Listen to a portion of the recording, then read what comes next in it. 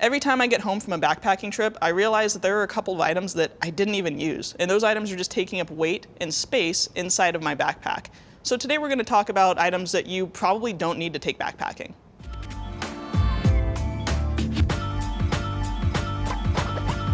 Almost everything inside your pack should be able to work double duty for you. So we're going to start with eliminating those single-use items. First off, a pillow. It's comfortable, yes, but honestly, you probably don't need to take it with you. You've already got a stuff sack, likely from bringing your sleeping bag in, and if you've got a puffy jacket or any extra clothes that you're not wearing to sleep, perhaps, a water bottle filled with just a little bit of air, you can then add some volume to that stuff sack, and boom, you've got a makeshift pillow.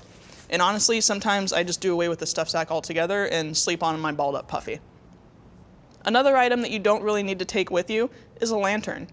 Best solution is to just take the headlamp that you've already got inside your pack, put it on floodlight mode, and you can just hang it up inside of your tent and you've got a makeshift lantern that's ready to rock. Also, mugs and cups. Hear me out on this one. I know everyone likes to hear that mug clanking on the back of their backpack. Mugs honestly don't do a very great job insulating or keeping your morning beverage contained, but what does is a nice small half-liter Nalgene. Keeps your drink contained with the lid, and honestly it keeps it at a decent temperature. And it does work double duty because when you're not drinking your coffee or tea out of it in the morning, you can go ahead and fill it with some hot water, keep it in your jacket pocket while you're hiking for extra warmth, or throw it in the bottom of your sleeping bag and give yourself some toasty toes for the night. So another thing is toiletries. You don't have to bring a whole big tube of toothpaste with you, half a shampoo bottle, fancy lotions, anything like that, hair products. Leave them at home.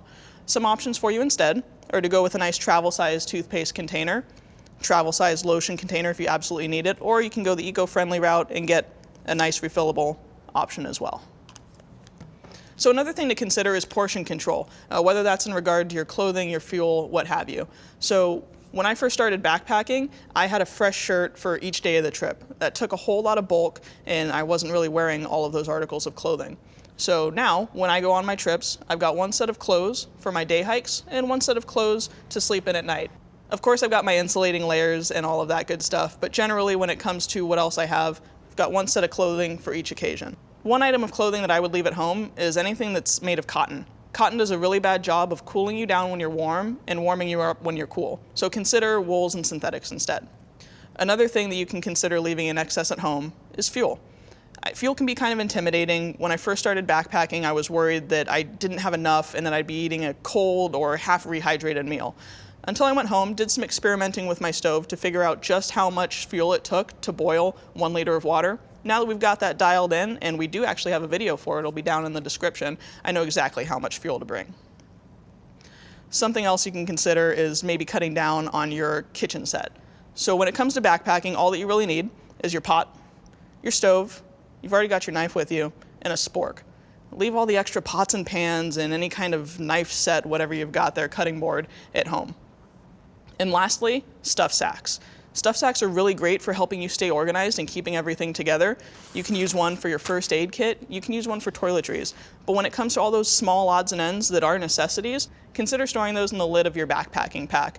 Honestly, this one does come down to personal preference, but at the end of the day, really consider what you need and you don't need. So those are just a few items that I don't see the need to bring with me when I go backpacking. Let me know what you guys think. Leave a note in the comments below and tell us what you prefer not to take backpacking with you either. All right, see you guys out there. Have a good one.